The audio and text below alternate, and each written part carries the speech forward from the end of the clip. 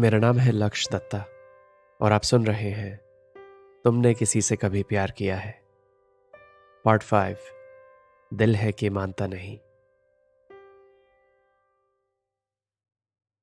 क्या ये सीट खाली है? प्रिया, ऐसा क्यों होता है कि हमें ये याद नहीं रहता कि हमने कल रात को खाने में क्या खाया था, लेकिन सालों पहले किसी की कही कुछ छोटी छोटी बातें भी हम भूल नहीं पाते। क्या ये सीट खाली है? इस सवाल ने मुलाकात कराई थी मेरी माया से। ट्यूशन क्लास शुरू होने के 10 मिनट बाद एंट्री करी थी उसने। तो जल्दबाजी में उसने पहली खाली सीट की तरफ देखा, फिर मुझे देखा, ये सवाल पूछा और बिना जवाब का इंतजार करे बैठ गई। 2 हफ्ते। 2 हफ्ते। अगर माया के आईएएस पापा का ट्रांसफर सिर्फ 2 हफ्ते लेट होता तो ये सोचने का क्या फायदा है ना? क्योंकि ऐसा नहीं हुआ। सच बताऊं तो जब मैंने उसे पहली बार देखा था, उस पल में मेरे दिमाग और दिल ने एक साथ मुझे एक मैसेज भेजा, फंस गया तू बेटा। लेकिन ये सब तो मेरे दिमाग में था, है ना? ये पहली नजर में क्रश तो होते रहते हैं, राइट? कुछ नहीं करना था मुझे, सिर्फ 2 हफ्ते निकालने थे उससे बिना बात करे, बस। लेकिन जैसा मैंने तुमसे कहा था पहले, शायद हम अपनी जिंदगी की कहानी अकेले नहीं लिखते।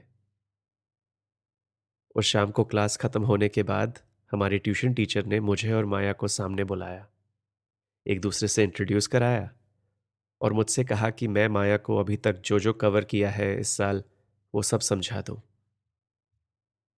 कैसे? क्लास से पहले माया के घर जाके 1 घंटा रोज पढ़ोगे तो 1-2 हफ्ते में हो जाएगा, है ना? Thank you ma'am. मैंने कुछ भी नहीं किया और फिर भी सब कुछ हो गया। क्लास से बाहर निकले तो माया ने कहा कि उसका घर 10 मिनट की वॉक है, तो हम वहां तक साथ चलते हैं ताकि मैं उसके घर का रास्ता देख सकूं। उस 10 मिनट में हमने क्या बात करी, ज्यादा याद नहीं है मुझे। किसी से जब इतनी बातें कर लो कि याद ही नहीं कि कौन सी बात कब कही थी, जब सब बातें एक लंबी सी याद लगती है। ऐसा कभी हुआ है तुम्हारे साथ? मेरे अगले 2 हफ्ते ऐसे कटे कि जैसे मैं 2 जिंदगी जी रहा हूं।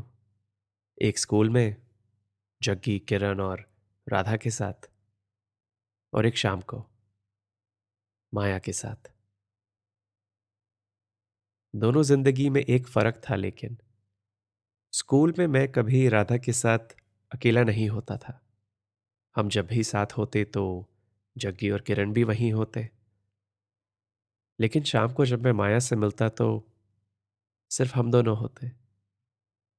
उसके पेरेंट्स शायद तब दोनों वर्किंग थे, तो कभी मिला नहीं उनसे। तो घर पर साथ में सिर्फ उसकी दादी होती थी, जो काफी तेज वॉल्यूम में अपने रूम में भजन सुनती थी।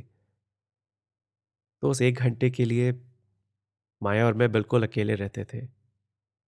हाँ, बातें तो ज्यादा पढ़ाई की ही होती थी, लेकिन ऐसा जरूर लग रहा था कि हम दोनों को एक दूसरे की कंपनी अच्छी लगने लगी थी। जितना आसान माया के साथ रहना लगता था, उतना ही डर लगता था उन 2 हफ्तों के खत्म होने का। और ऐसा भी नहीं था कि माया से मिलने के बाद मुझे राधा कुछ कम अच्छी लगने लगी। सच तो यह है प्रिया कि मैं अपने आप को इस बारे में सोचने की इजाजत ही नहीं दे रहा था। उस उम्र में सब कितना बड़ा लगता था ना। हर छोटी चीज को भी हम कितनी अहमियत देते थे। जिन बातों पर मैं आज एक सेकंड भी ज़ाया नहीं करता, उन्हीं बातों पर रातों रात जागा रहता था मैं। कभी राधा की आवाज़ की याद आती थी तो कभी माया की हँसी। ऐसे ही कटती थी मेरी रातें। तो एक हफ्ते बाद मैंने ठान लिया कि मैं पार्टी के दिन तक तो कोई फैसला नहीं लूंगा। जो होगा उसी दिन देखा जाएगा। और फिर वही हुआ जो होना था। मेरे ना चाहने से भी वक्त आगे बढ़ा। पार्टी अगले दिन थी। स्कूल खत्म होने पर मैंने जग्गी से पूछा कि उसकी और किरण की जासूसी का कोई नतीजा निकला कि नहीं।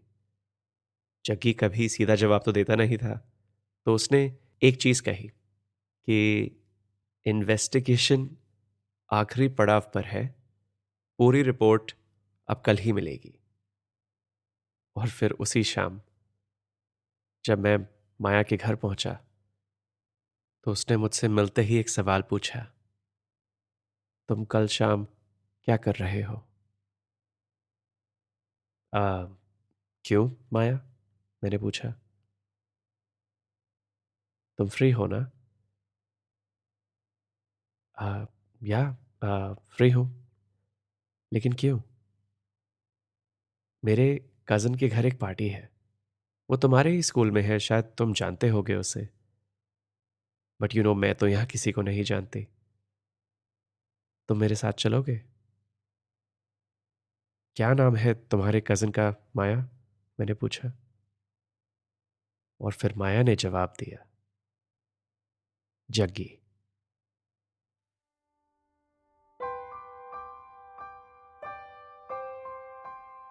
मेरा नाम है लक्ष्य दत्ता और आप सुन रहे हैं लॉन्चोरा का पॉडकास्ट तुमने किसी से कभी प्यार किया है।